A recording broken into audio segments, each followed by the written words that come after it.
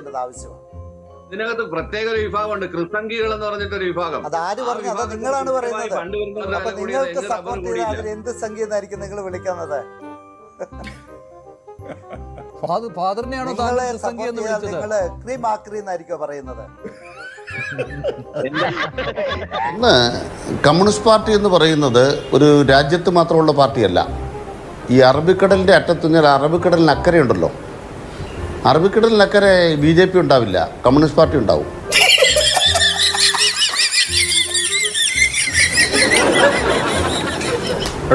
സപ്തസാഗരങ്ങൾക്കപ്പുറയും എല്ലാ സപ്തസാഗരങ്ങളും മറികടന്നാലും കത്തോലിക്ക സഭയുടെ മെത്രാന്മാർ മാന്യമായ രീതിയിൽ അവരെ സ്വീകരിച്ചു. അതും സംസ്കാര. പക്ഷെ അവർ കത്തി കുത്തി കയറ്റുമ്പോൾ നിങ്ങൾക്ക് നന്ദി എന്ന് പറഞ്ഞാൽ ഏത് കത്തോലിക്കൻ അതിനെ അംഗീകരിക്കും? ശരി, ഫാദർ ഫിലിപ്പ് കവിയിൽ കത്തോലിക്കനായ റെജി ലൂക്കോസ് തന്നെയാണ് ഇത് ചോദിക്കുന്നത്. വിശ്വാസികൾ അംഗീകരിക്കില്ല എന്നാണ്.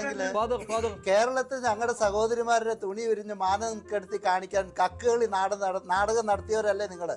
ഞാനൊരു നഗ്നസത്യം പറയട്ടെ, എനിക്കൊന്നും ഓർമ്മയില്ലാട്ടാ. എന്നിട്ട് നിങ്ങൾ വലിയ പുണ്യം പറയുന്നത് വേശ്യയുടെ ചാരിത്ര പ്രസംഗമായിട്ട് ഇതിന് ഞാൻ കാണുന്നുള്ളൂ.